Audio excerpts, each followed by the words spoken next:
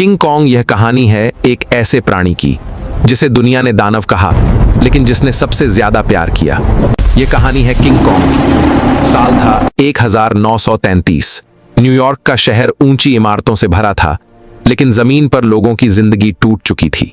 महामंदी का दौर था, काम नहीं था, रोटी की कीमत इंसान की इज्जत से ज्यादा थी।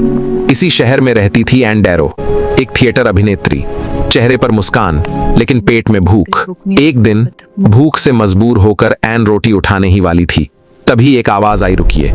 यह आवाज थी कार्ल डेनहम का, एक फिल्म मेकर, जुनूनी, जिद्दी और हद से ज्यादा सपने देखने वाला। उसने एन को फिल्म का ऑफर दिया। एन ने ज्यादा नहीं सोचा, क्योंकि जब भूख सामने हो तो सपने ही सहारा बनते हैं। कार्ल अपनी टीम के साथ एक जहाज पर निकल पड़ा। मंजिल थी स्कल आइलैंड, एक ऐसा द्वीप जो नक्शों में अधूरा था और कहानियों में खौफनाक। जैसे जैसे जहाज आगे बढ़ा, कोहरा गहराता गया। समंदर शांत था, लेकिन हर दिल में तूफान था। रहस्यमयी द्वीप दिखाई दिया, ऊंची पत्थर की दीवारें, घना जंगल और अजीब सा सन्नाटा। यहाँ आदिवासी रहते थे, उनकी आंखों में डर था, डर किसी बहुत बड़ी ताकत का। रात होते ही आदिवासियों ने एन को पकड़ लिया। कारण सिर्फ एक था, बलि। उन्हें अपने देवता को एक इंसान देना था, और वह देवता था किंग कॉन्ग।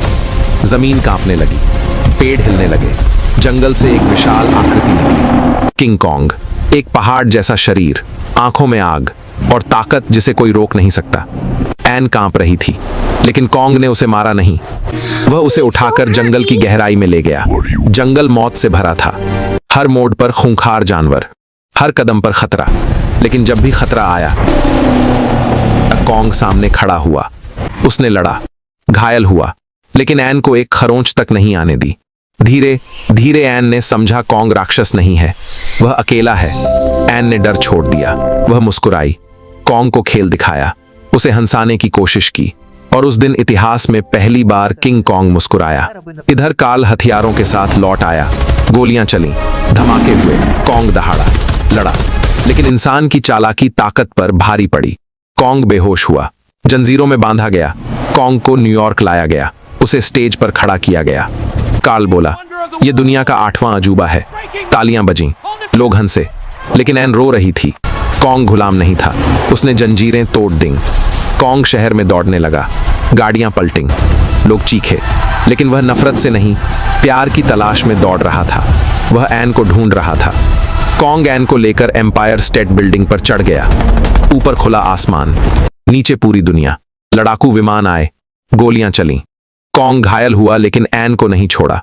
आखिरकार कॉन्ग गिर पड़ा, जमीन पर सन्नाटा छा गया। कोई बोला, दानव मर गया।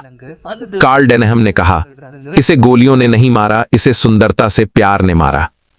यह कहानी हमें सिखाती है, असली दानव जंगल में नहीं होते, वे वहां होते हैं जहां लालच होती है, जो इंसान को अंधा कर देती है।